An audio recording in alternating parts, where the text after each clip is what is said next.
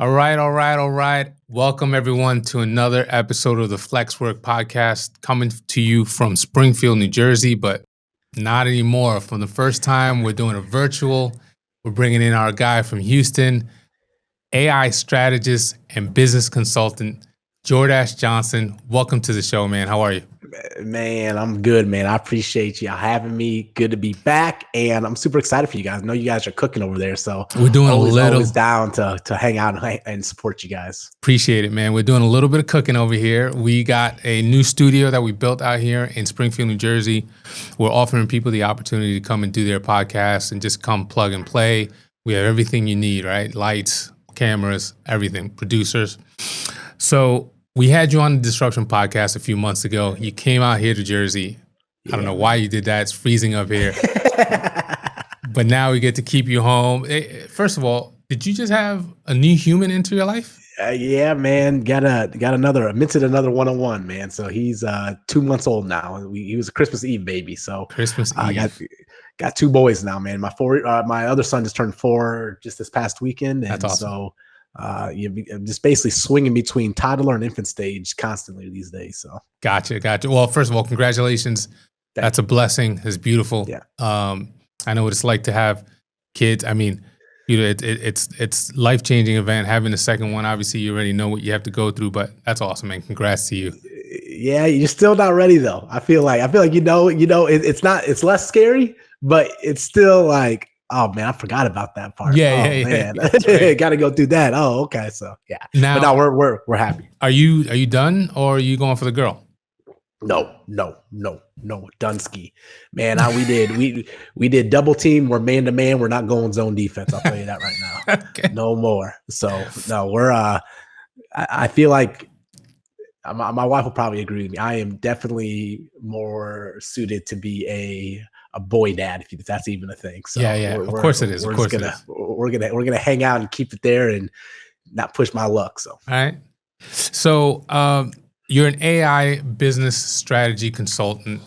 You make your living teaching businesses how to grow, how to expand, how to live in this world and thrive in this world when it comes to the business of AI.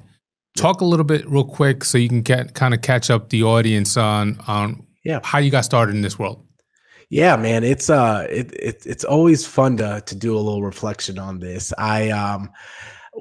Coming out of school, I thought I wanted to go the whole Wall Street, go make money on Wall Street. Came out of corporate finance, so that's what I went and did for about 2.5 years on the East Coast, and realized this corporate wasn't for me for various reasons. So I moved to Austin, Texas, where my sister was down there, and just trying to figure out what I want to do next. And ended up going to get my master's degree at University of Texas. Okay. And at that time, I didn't want to go to MBA school. I was like, I knew I wanted to get my master's, but I wanted to do a little bit more focused. So I actually focused it on technology commercialization, because I've always been a nerd when it comes to tech and gadgets. And, I used to build computers and sell them on eBay back in the, early 2000s. You were that guy. Like newegg.com, buddy. I come on now. So I was always, playing with gadgets things. So I always loved technology and things like that. So long story short, I ended up meeting 2 other individuals while I was in school. We ended up doing a startup. They were my 2 co-founders. And we did a software startup. And we were focused mostly a lot on big data. And we were blessed to, have some good success. And we were able to form a partnership with IBM at the time. And just to give you some context, this was 2012, 2013 timeframe. Just to give you some context on that. And if you remember many moons ago, around late 2011, IBM came out and they did the whole Watson versus Jeopardy thing. So that's when Watson beat the individual on Jeopardy, et cetera. So going into 2012, they were looking for ways to commercialize that technology, the Watson technology they were having. So they're always just trying to figure out kind of how they were going to roll it out, et cetera. And so they ended up rolling out the API side of things in a product called Bluemix. And so long story short, we were through that partnership, we were able to kind of get access to that, start digging around in there. We were going out to IBM a lot, working with the product team. And that kind of exposed me to just machine learning and at that point in time, not even deep learning, but mostly machine learning. And so that's what kind of got me fascinated around that. Now, fast forward, I ended up leaving the startup in 2014. And I was just, at that point in time, I realized we had to get, we weren't good at marketing. If I look back now, we were not me and the three we didn't have marketing background. So we were trying to hire agencies to do work for us and try to bring in marketers to help us with messaging and all the other stuff. And it was always a sticking point. And I told myself when I ended up leaving the startup, I was like, look, man, I just never want to be in an opportunity or a position again where like marketing was the thorn in our side. So I was like, I'm going to get good at marketing. And so over the next 7-8 years, I started as a glorified freelancer, I always say, for about 2 years. Mm-hmm. And then, I started building the agency, and I really kind of found our sweet spot. Really around 2017, 18 timeframe, was really helping digital business owners, the course creators, membership owners, the expert businesses, the other agencies, how to grow and scale their launches. So, people that already had some success with their launches, their product launches, whatever, webinars, 5-day challenges, whatever it was. And we came in and we basically poured gasoline on the fire, from revamping their paid ad strategy to doing the emails to revamping their whatever vehicle they were launching with, a webinar, challenge, whatever. And then really kind of mapping out that customer journey for those first 30 days, 90 days to help increase retention.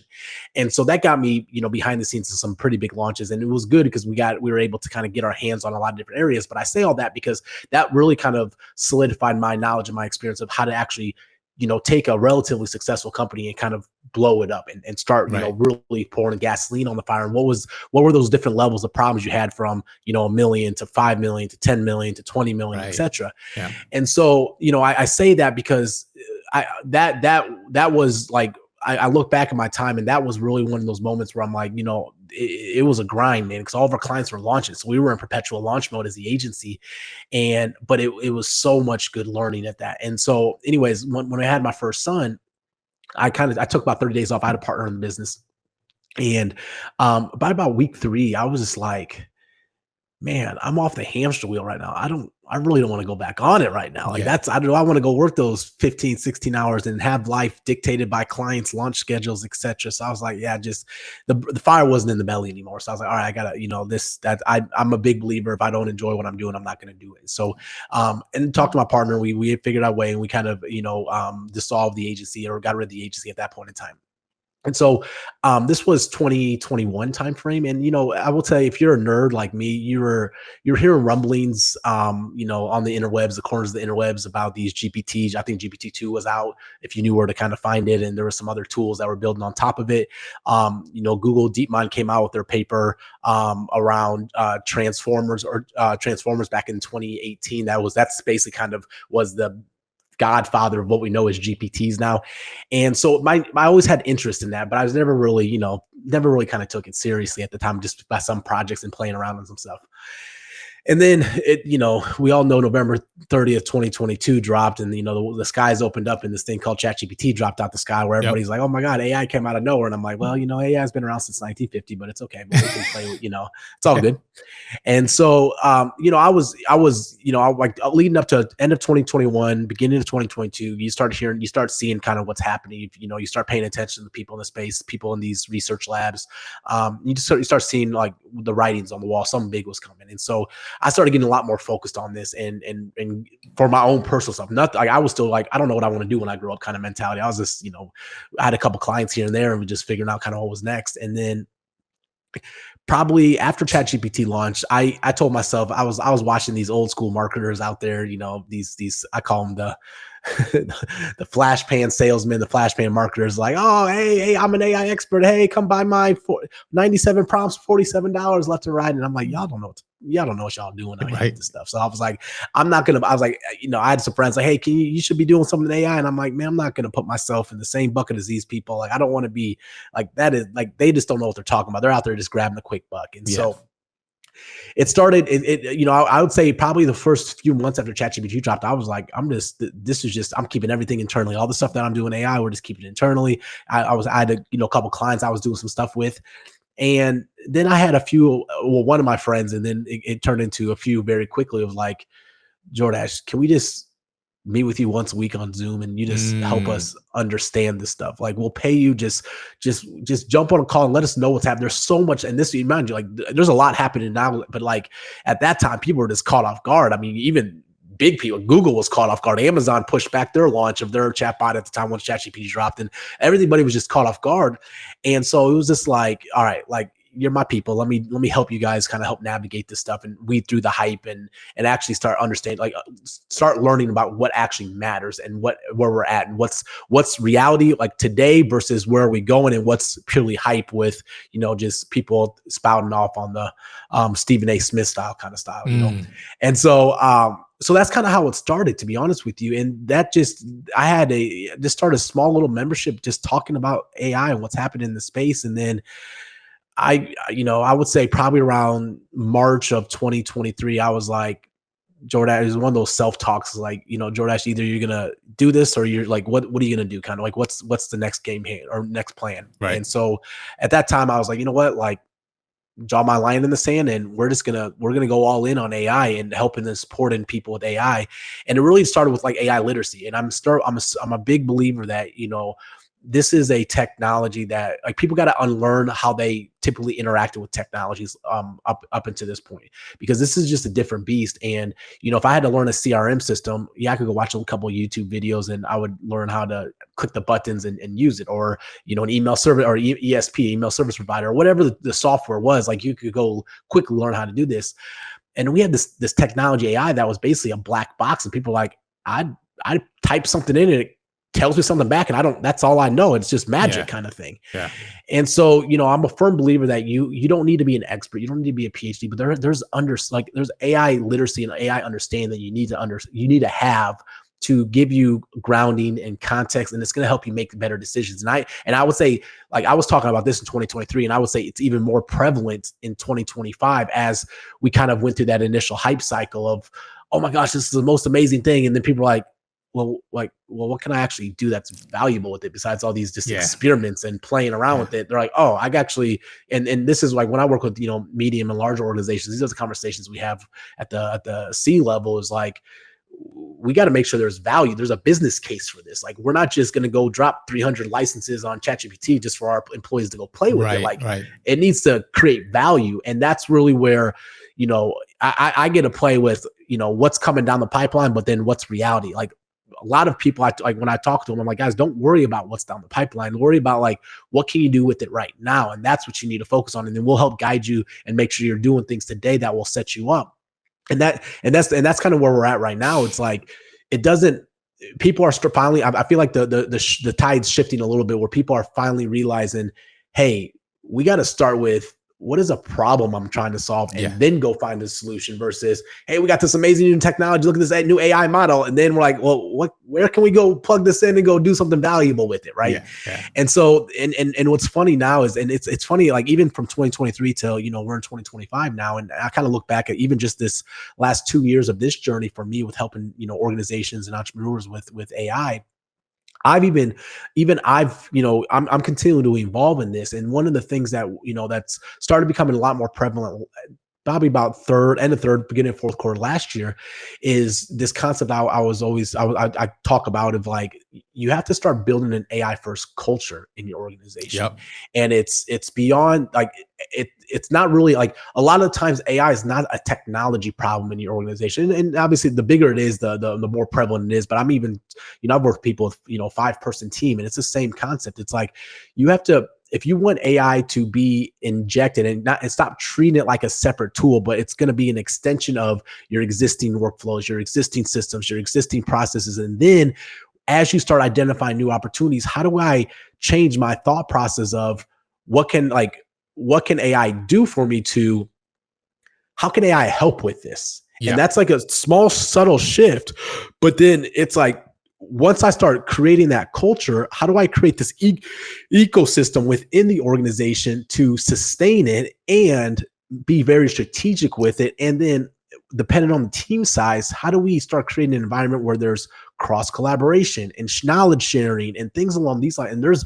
And change management is huge. Obviously, trust is a big thing with employees to leadership. When leadership said, we're going to just put AI in here, and they're like, well, am I going to lose my job? Or blah, blah, blah. Right. So like, there's a lot that comes into building an AI first culture, but it's also sets you up to become an organization that's going to not just survive, but thrive in this AI world that we're moving into, versus somebody that's just trying to get by or just, treating this like a fad. And that we're going to see, it's funny, we'll probably see some organizations that it will probably surprise, it'll be good case studies for grad school of, what happened to them in the AI in this AI world that we moved into. And it's like the blockbuster Netflix one that we're all famous with from the streaming wars at that point. So let me ask you this: when you're navigating a new business and you walk in and you're let's say it's a medium to large business, you're going to have employees in there from C-suite level who are techie, understand things, all the way down to maybe even an executive assistant who's like an older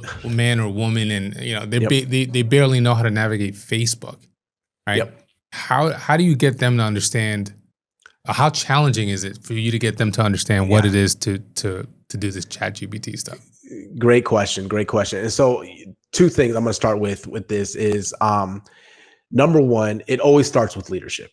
Like if a marketer or CMO or somebody on the marketing team heard me speak and they said, hey, we want you to come in and do some stuff, and I'm like, great, I'm going to talk with your leadership first. Like, we're going to the first process is leadership, because you have to have support at leadership level. Like, without it, it's an uphill battle that that's crazy. And I'll tell you this, and a lot of the times it starts with what I was saying earlier, just educating them on AI and educating them on and connecting the dots of what is possible today with their existing business. So this goes back to my consulting days of being able to understand and come in business and pretty quickly pick up, like, how does this business operate? What are their main pillars? Like, how does this be, what are their products? Who are their customers? How does this all work? What are the true levers that run this business in this cog system?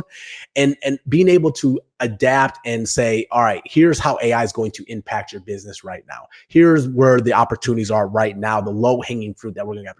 So there's a lot of this educating on that side of things.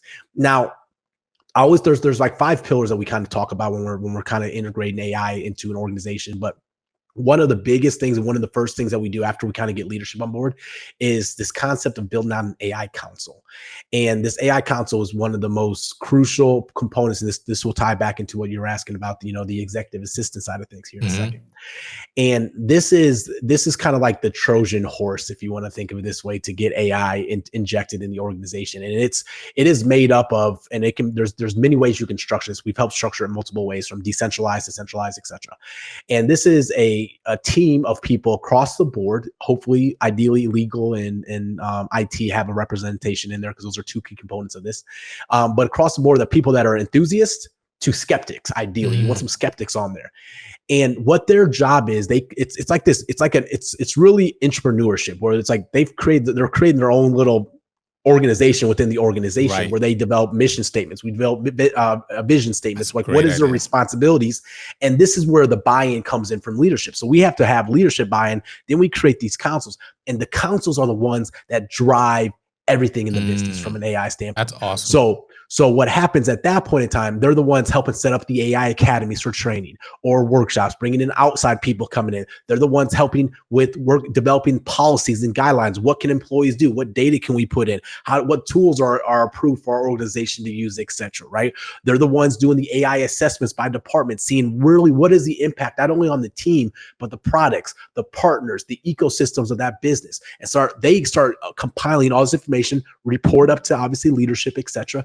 And they're the ones that are driving the strategy within the organizations. And that's who I usually end up working with, is the AI council side, once we get leadership involved, to kind of be that outside guiding force and support along the way of creating this stuff. So that's really where, the executive assistants, right? That's what, because here's what happens when they make an announcement to the organization and they're saying, hey guys, we're going to be integrating AI in this way. It's going to be a lot better coming from an AI council than it is from the CEO. There's going to be trust built in from that, right? Because those employees have skin in the game. At the same time, that also it's a two-way street. Now employees throughout the whole organization know who they can go have a conversation where they'll put ideas to, or saying, hey, here's who I want. Here's an opportunity I see with AI. I was experimenting with this. Let's go put this in the shared knowledge base. Or, hey, come present that at a lunch and learn to the rest of the organization or whatever. Like, so it creates this whole ecosystem in there. And that's how you build sustainability in your culture in an organization. And like I said, that council is a huge component to it. But then the one thing I will say is they will also help with, like, identifying use cases, picking vendors, and doing all the other stuff within departments, et cetera. But then, like, it's then a shared combination of both leadership and then the AI council to kind of start developing that I could say, quote unquote, long-term AI roadmap. And when I say long-term, 12 to 18 months. Don't go past 18 months with that. And that's when you start scaling things up. So you kind of go through these pilot tests, use cases, proven value, proven business cases, start rolling it out to teams. And then you move into the scaling phase, which is, all right, now we're bought in. We have the ecosystem to support it. Let's start scaling AI in the organization at that point in time.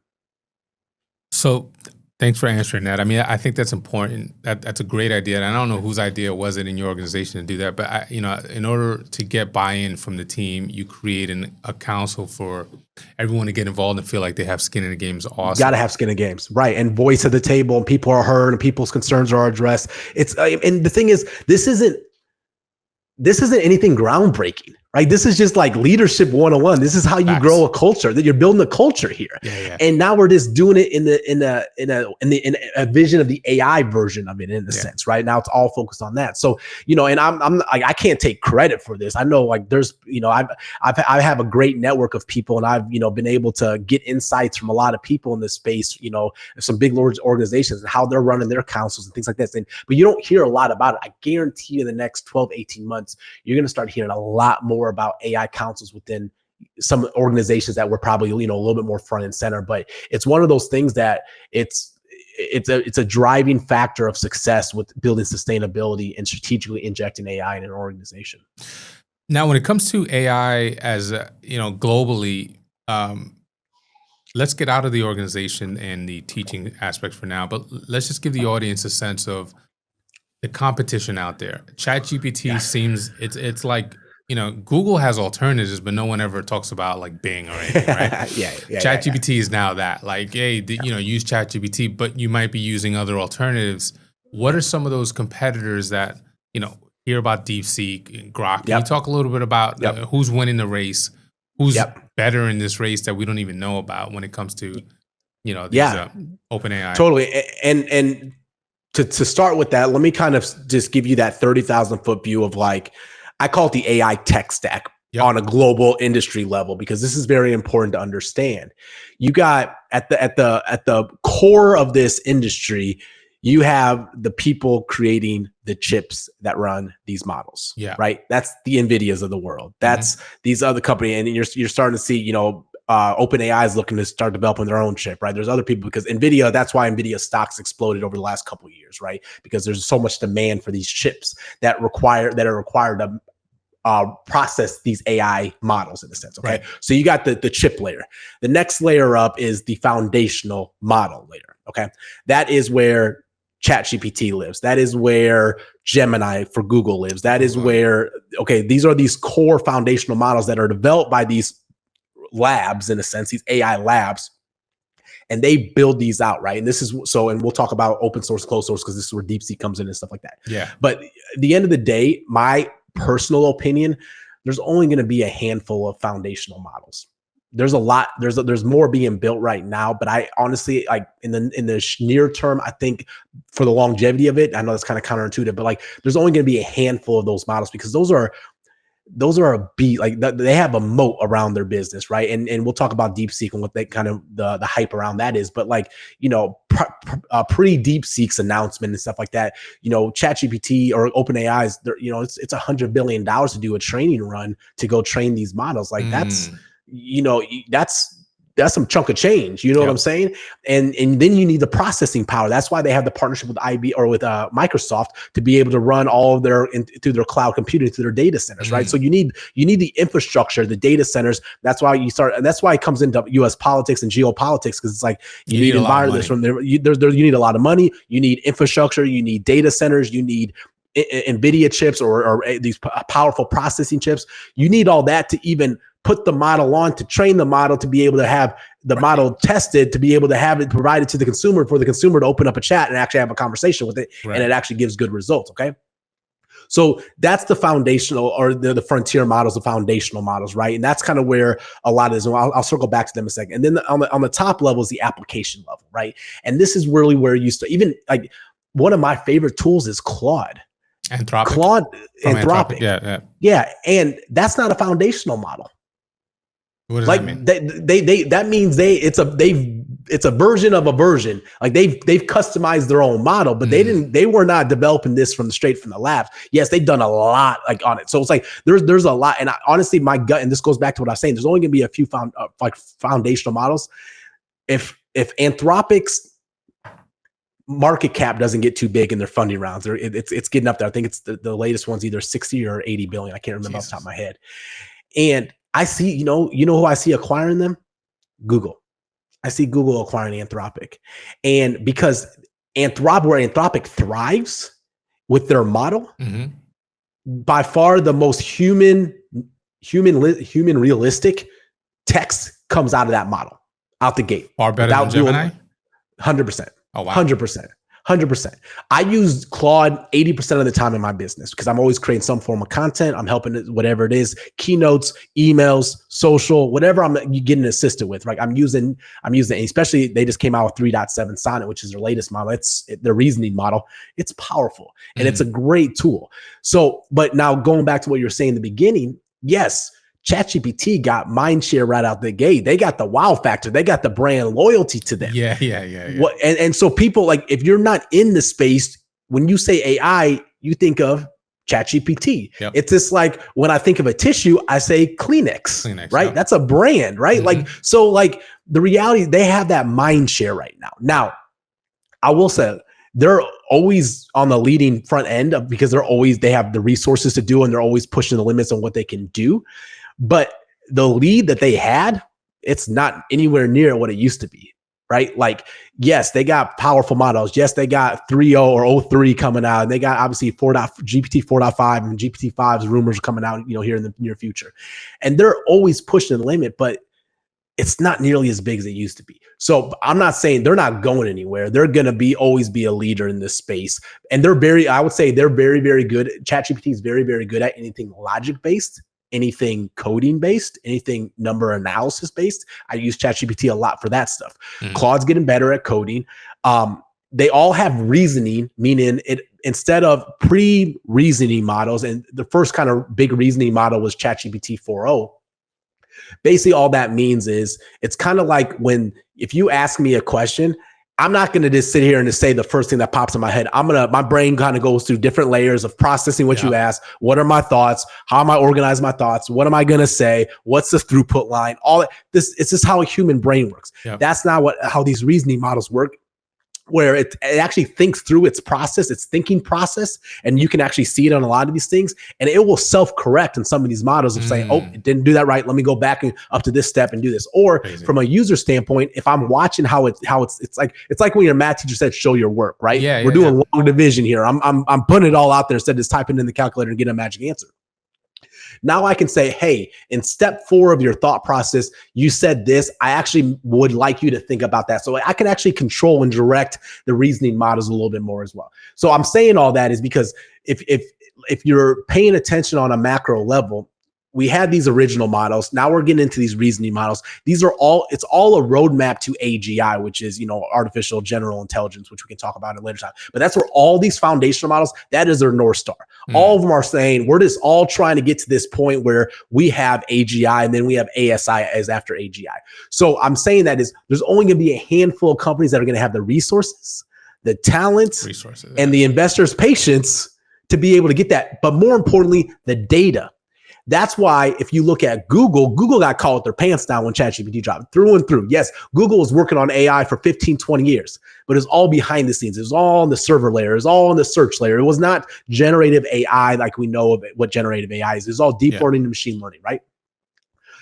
When they came out, and the whole year of 2023 was a cluster F for Google with their Gemini presentations, to their faking their videos, to everything. And they were just trying to play catch up, saying, hey guys, we're here too. Ha ha ha.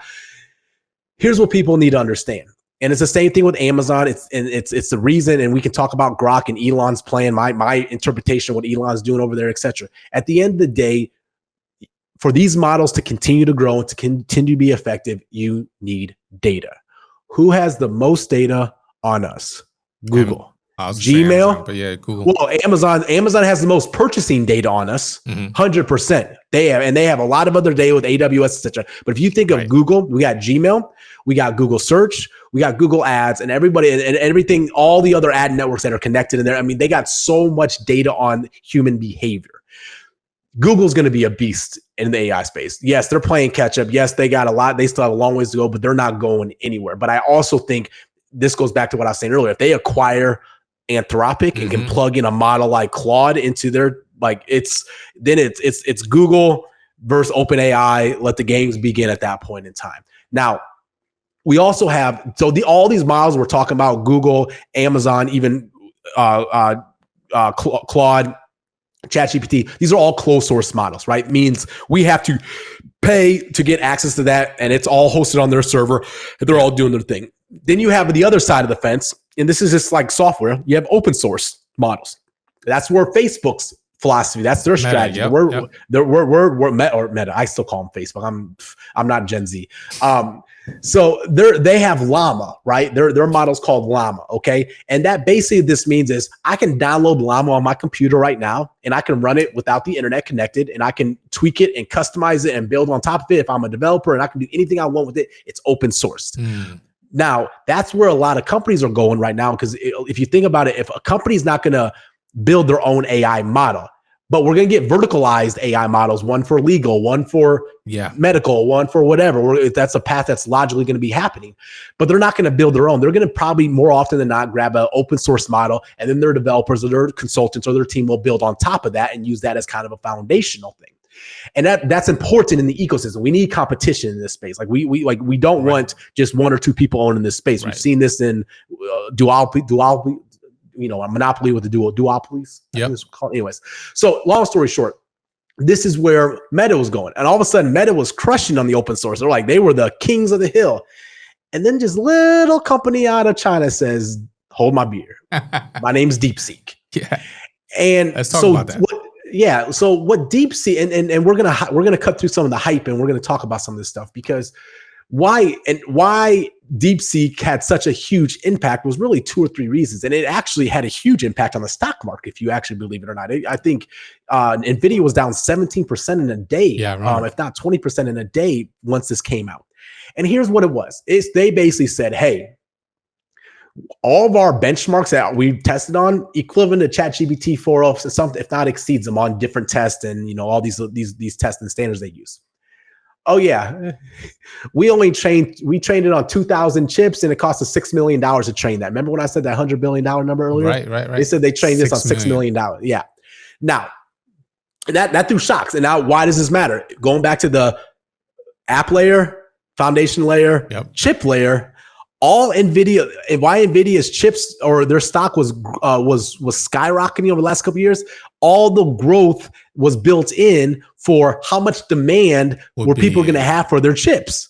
Yeah, and so when a company says, we don't need all these chips. Our demand curves are all thrown off. You're not as valuable as we thought you were, Nvidia. Oops. Now, here's the thing, and nothing's been proved yet. But there's smoke. I'll put it like this: where there's a digital trail that people connected with DeepSeek were able to extract a lot of the training data from ChatGPT model that they were utilizing. They kind of siphoned off, if you want to think of it that way, to train their models.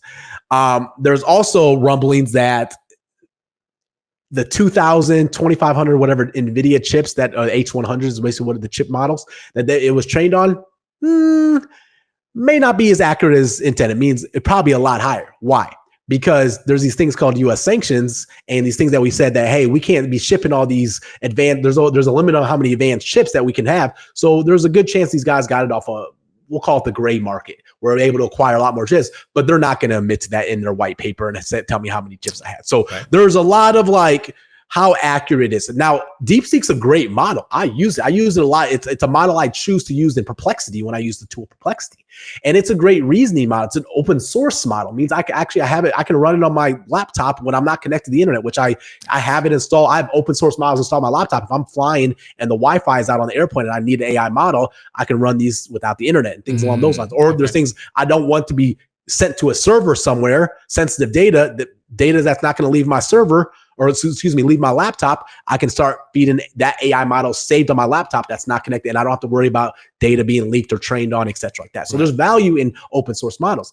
But DeepSeek threw a wrench in all the philosophies of we need to have more powerful chips, a whole bunch more data to basically create these advanced reasoning models. Now, what they've claimed they've done, and what I think they did do exceptionally well, instead of the philosophy of we just need to give it more data and more processing power to increase the power of that model, they tweak the algorithm or the software of how the actual model works, not the brunt of how much data am I giving it. And that's where they were able to unlock value in that AI model. So they basically, instead of going at it from a data and power standpoint, they went at it as a software kind of strategy. And I think that's where what unlocked for that, I think, is these foundational models, these middle models. They're going to start looking at how can we start looking at the software side of the AI models to improve the effectiveness of this. And how impactful this DeepSeek announcement was. Within 2 days, Mark Zuckerberg came out, because remember, they were the king of open source. They got kicked off the throne very, very quickly. Just like that. And they had 3 teams of engineers basically set up, whatever you want to call them, skiv rooms, where each one was responsible to understand how do they do this, what are they doing well, where do we think they're going. And they dedicate a whole bunch of resources to basically re-engineer what DeepSeek was doing. That's how big of an impact it had, let alone the stock market, let alone all the other stuff. So, but like I said, we don't know all the truths about how accurate it was, how they developed it. As you're talking, I keep thinking about like the industrial revolution, right? A time in America where such advancement in technology moved forward at a rapid rate. I mean, I feel like, ever since the dot-com boom in 2000 as well, like things just started moving really quickly. I feel like DeepSeek's announcement and what happened with DeepSeek, in 2 months, there's going to be another groundbreaking 100%. And it's just going to keep moving forward at a much more rapid rate than ever before. Where does it go? Yeah, it's, if I'm being 100% honest, nobody knows. Even the leaders, and this is where it's interesting to pay attention to people in that foundational and the research lab level, right? Not even just the people in OpenAI. Even there's something, like even the people that left OpenAI and they're doing their own little things. And like, there's some super smart people out there, and that's where I'm like I pay attention to very, very smart people, because I'm never going to be on a PhD level. I'm never going to I'm not going to that is not my part in this ecosystem, right? Yeah. But I pay attention. This is how you start kind of understanding. Where are people thinking? Where do you think you're going? But what's fascinating is you get opinions all across the board contradicting each other. But what that basically tells me is no one really knows where the direction goes. Yeah. Now, I can tell you my thoughts on this is one of the things I will say is, going back to what I was saying, everybody's going to this concept of AGI. Basically what AGI is, artificial general intelligence, is basically saying that these models are as smart, if not smarter, than the average PhD human in each specific area. So think about it, if your brain it could hold the intelligence level of like 20 PhDs in their own specialized area, that's kind of the power it has, because it's this world general knowledge, but it's this general intelligence, right? That's how powerful these things can get. Now, this is where it gets fascinating, even just outside the business use case. This is when we're saying, and why I always say AI is the most powerful thing we'll probably ever interact with in our world, because yes, it can have huge impacts on business, and it's going to reshape how we think about business, how we rethink about work. All the other stuff is going to happen, but it's on the consumer, on the human side. And when you start thinking about, there's his name's, I'm drawing a blank on his name, but anyways, it's like, if you think about it from like the scientific method, and we think about the health side of things, like they were able to, and don't quote me on this, it's somewhere in this ballpark. Like they were basically able to replicate the proteins in cells at it would have taken, I think it was like 10,000 years of the current pace before AI to be able to replicate and develop these proteins. They were able to do within like 6 months. And so what do you think about this drug development? How we're going to handle diseases, how we're going to battle climate change, how we're going to all these problems we face in the world. we're going to have this powerful technology to be able to run these simulations, to be able to unlock things that we haven't, like, you think about, we live by the laws of physics. Yeah. The laws of physics hasn't changed in centuries. Is there something else out there that we're just not aware of? Our intelligence aren't there as a human because we can't process that amount of data or look at the, like, that's where it gets, like, I'm not going to get too far out, but that's where you start thinking about, like, well, what can it unlock? We don't know what it can unlock because we haven't even experienced it yet, right? So you have this concept of AGI, and then you go ASI, which is artificial super intelligence. That's when we start getting further out, and that's a whole nother level of conversation. But, like, not saying the average person needs to pay attention to all that stuff, right? That's like the nerd side of me and just fascinated with, like, what are the possibilities of this? Yeah. But it also helps ground you a little bit to understand, okay, like, there's a lot of possibility. There's a lot of directions this can go, both good and bad, right? Yeah. That's when the risks are coming into play. That's where geopolitics start coming into play. Like, you start thinking about putting this power within the military. I mean, there's so many scenarios where, like, oh, that's not good, right? Yeah. But, like, there's so many scenarios where, like, this is very fascinating. So, like, we don't know the direction it's going to go. We're just like it's and Sam Altman, and it's one thing I've learned about Sam. He's the CEO of OpenAI. Is yes, I always take a grain of salt. He's raising money. He's raising money. Like, they're always raising money, right? I think they're on their next round. I think they're going to try to close the next few weeks, if not a couple months. So, like, there's always, like, he's always painting. There's always going to be a picture painted of, like, get people excited. There's hype, but if you pay attention to what Sam says, and if you look back, Sam doesn't talk very much, or he didn't. He's in the last year he's been out there a lot more. But even before, like, if you look back at his blog, he maybe posts one or two blog posts every few months, and you look back at what he was saying in 2018, what he was saying in 2019, what he was saying in 2020. He's very intentional to what he says.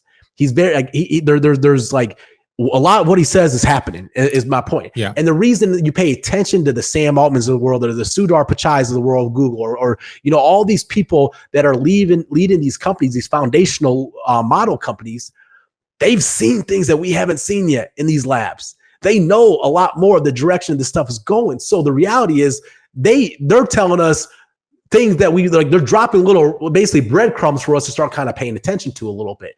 And so we have it's going to be a fascinating 1, 2, 3 years. And what Sam said last year, he's like, guys, and I'm going to paraphrase here, but he's like, what you saw from GPT 4.0, he's like, it's basically going to look like child's play to what's coming. And I'm how far away 100% paraphrasing. Say it again. How far away are we from that? 4.5 or 5? It'll be this year. 100%. It'll be coming out this year. And I would say probably within the next few months, we're going to see a 4.5 out pretty soon.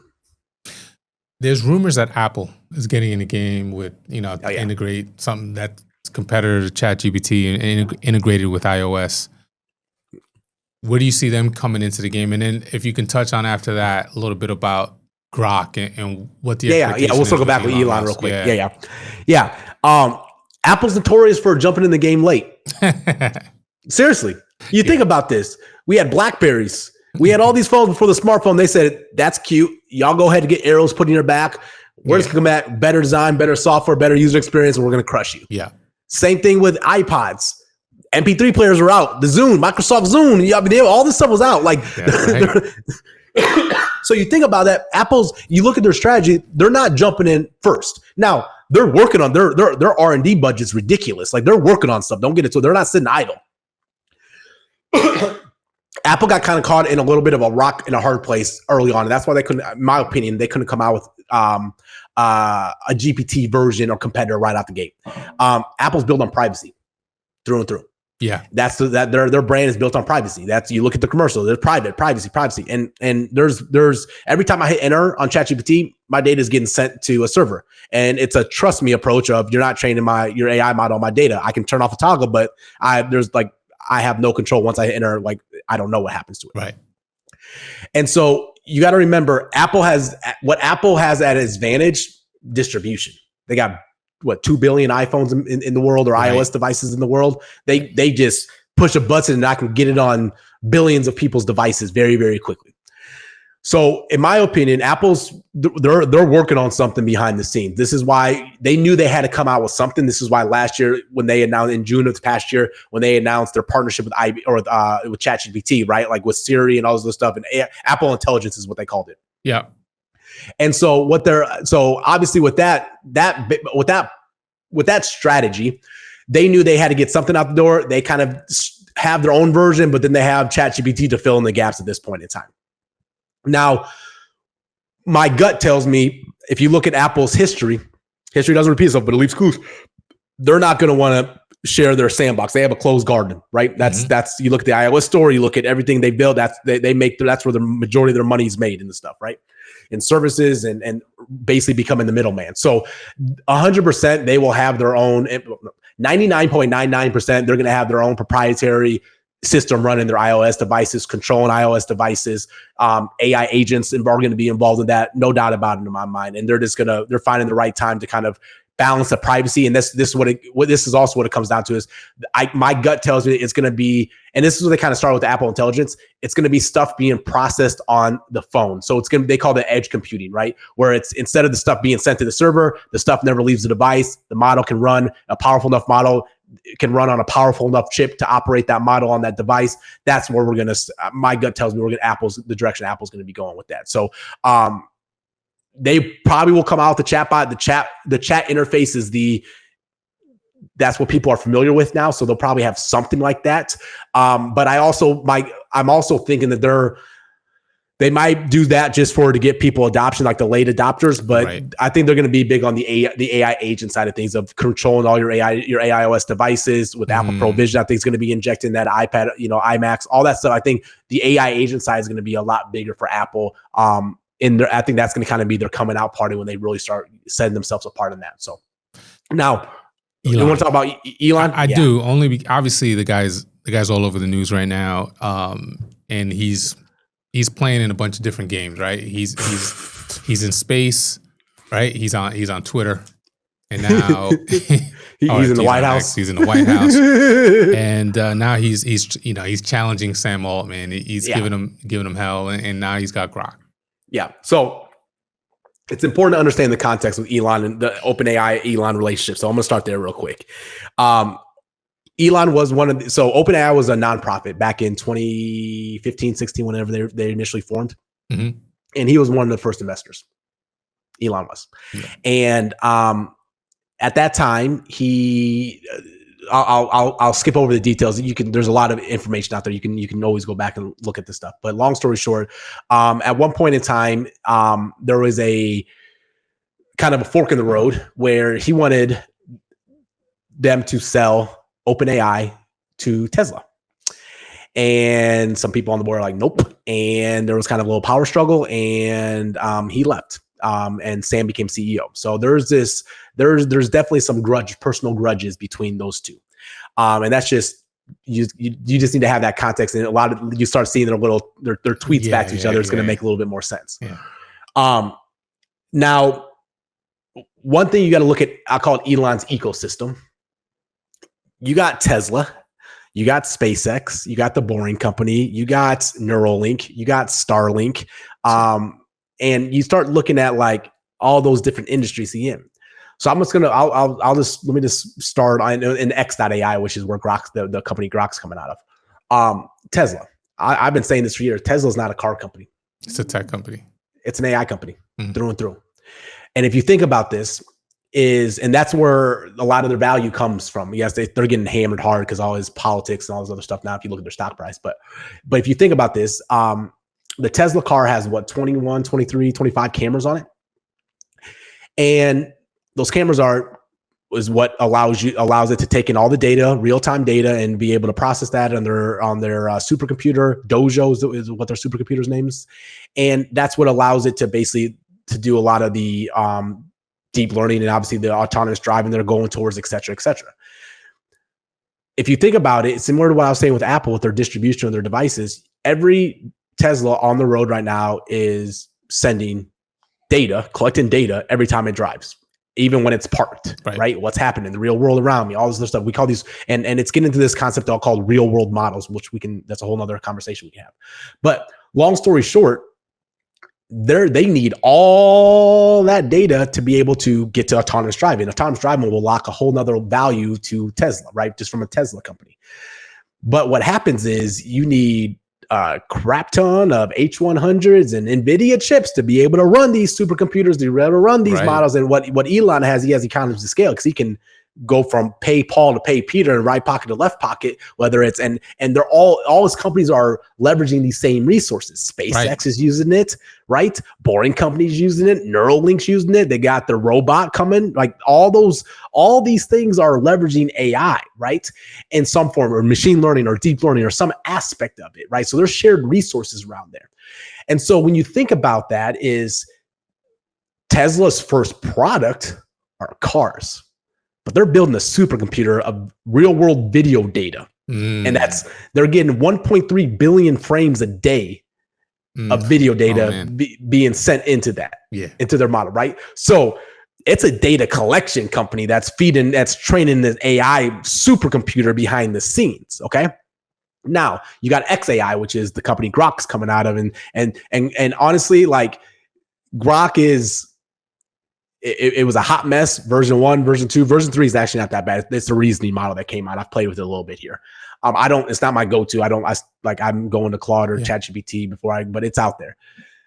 But this also ties into, I think, if you kind of look at the Elon strategies, why did you spend $44 billion to buy Twitter at the time? Yeah. Well, you want to know what platform has the most data that's on the top of people's heads right off in a very short amount of time? Twitter. Yeah. There's a lot of data happening on Twitter every single day. Now, I'm not going to say go train an AI model based off how people write tweets to go write books, because that's just not that's not good writing to train it on. Right. But there's a lot of trends, patterns, things that you can extract from all that data happening on X that's feeding this stuff. Now, I have no knowledge of all this data being shared and stored. My gut tells me, I ask myself, why wouldn't it? Like that I don't see why it wouldn't be shared if that's your ecosystem as Elon and you have control over these companies. But at the end of the day, that's he just wants a competitor to, in my opinion, to ChatGPT for mind share. That's all it is. It's mind share. He needs attention. Like if you look at his personality, he needs attention, right? Yeah. And so he holds grudges. And when you're worth $300 billion, you can go fight personal grudges by dropping 44 bill on a company just to go against somebody that might have wronged you in the past. But I say that because, and I have my feelings have changed a lot around Elon, not for the good. I'll put it like that. Over the last few years. But one thing you can't take away from that, the dude knows how to make money, and the dude is building some fascinating things and trying to tackle some fascinating problems. I wish I could just get an Elon Twitter feed without any politics and just his technology views. That'd be amazing to me. But you get everything you get with Elon. Yeah. Now, I will say though, so just to kind of put this in a package, if you look at his companies, they're all collecting data in some form or fashion on a very, very large scale. And it's all, he's all in on AI. He's all in on Neuralink. He's all in on SpaceX. He's all in on being able to create autonomous driving, things like that, because these are $1 trillion markets to tap into. Like this, we're not talking bees anymore. We're talking, you can start sending people to the moon and start setting up shop on the moon and be the first person to start setting up shop on the moon and send people to Mars. Trillions and trillions of dollars. Think about the resources they could probably extract from those things, that the AI could come back and start unlocking a whole new things for humanity at that point in time, right? Yeah. You have the right to do that, right? You start looking at SpaceX, you start looking at Tesla and autonomous driving. We're talking no more taxi cabs. We're talking people buying less cars. We're talking it changes the whole game of how people commute at that point in time, right? You got the Boring Company that can dig the tunnels to deal with traffic congestion, right? You got Neuralink and the robots talking about people using their minds to control things like that. Now we're getting far-fetched, but that's the path that he has his hands in on all right now. And then, he also is shaping policy at this point in time as well. So it's not even I always pictured him as Tony Stark. It's beyond Tony Stark now. It's a whole nother, it's like Tony Stark with Batman and Superman and all put together with the Joker and Penguin, and it's all the good and the bad and the ugly all in one, that has a lot of influence and power right now across the globe. And he has a megaphone. He has,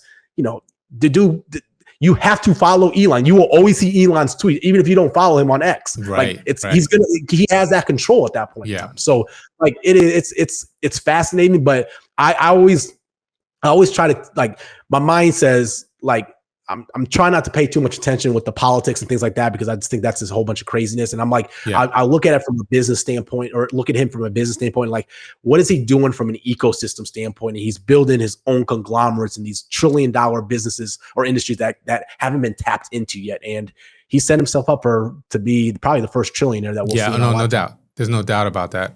Listen, man, you've dropped a ton of knowledge, and I love this episode, different than our last episode that we did on the Disruption Podcast, because now we're talking about some of the stuff that's more customer facing, consumer facing, like the deep seeks and the chats versus Grok and all that. And I think that's valuable for people who are kind of getting into this space for the first time, understanding that.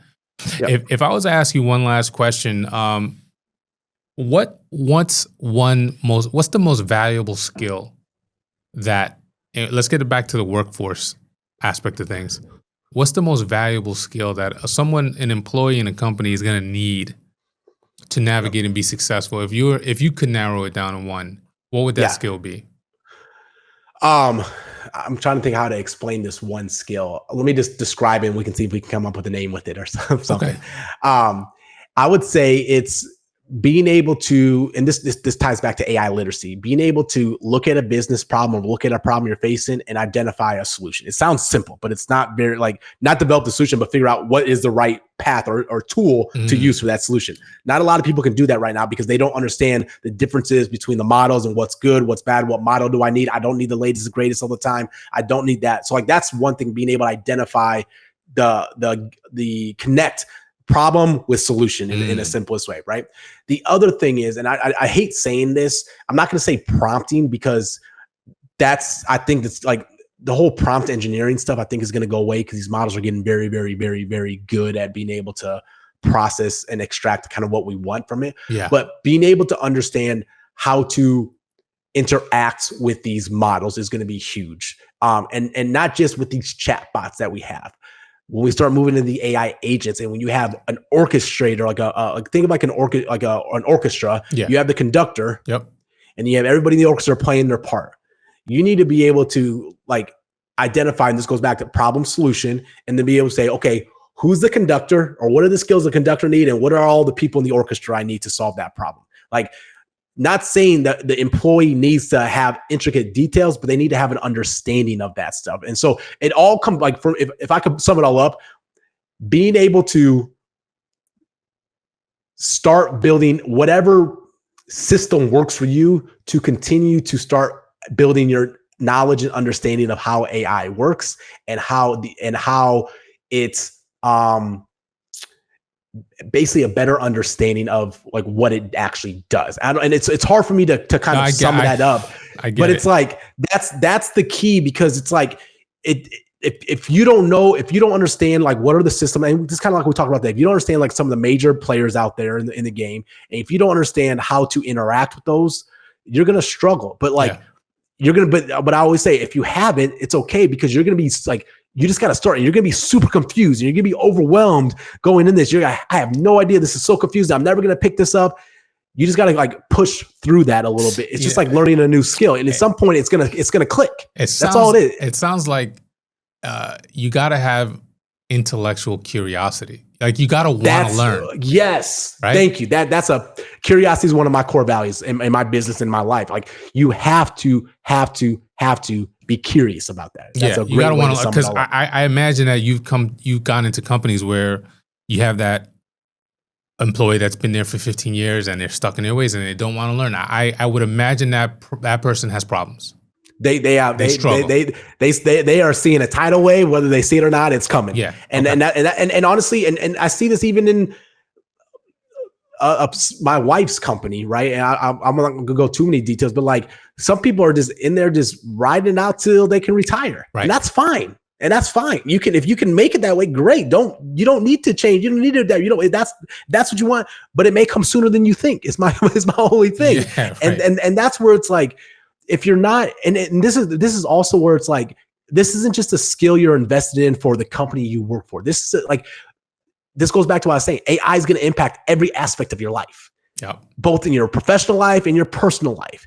And so it's like, you need to learn this. You need to start learning these skills to an extent, because if not, you're going to be very, very frustrated as this stuff continues to get more advanced. And then you're just like, you're going to really feel left behind. Hence why my company's called Never Left Behind, or Never Tech Behind. Because I love that. Love that. Listen, man, I think that's a great place to finish this. Intellectual curiosity is something that people have to start to adapt now. Understand that it's going to take a little bit of learning curve, and they're going to have to put some effort, but they're going to be better on the other side of this thing, because this thing is moving so fast. And by the time 2026 comes around and 2027, things are going to be it's going to be a whole nother world. Whole new ball game. I think Sam said AGI in 1,000 days, which is 3 years. That's crazy, man. And we don't know. That's just a projection. But, you start thinking like what it can do, like how different life could look like in 2 years, 3 years. Like we'll see. We'll see what happens. So, well, listen, man, thanks again for jumping on. This is our inaugural first ever virtual podcast. You're the number one guy that we want to get on the show. Appreciate you. We appreciate you jumping on. Thanks again, guys, jumping on the Flexwork Podcast. We'll see you on the next episode. Peace.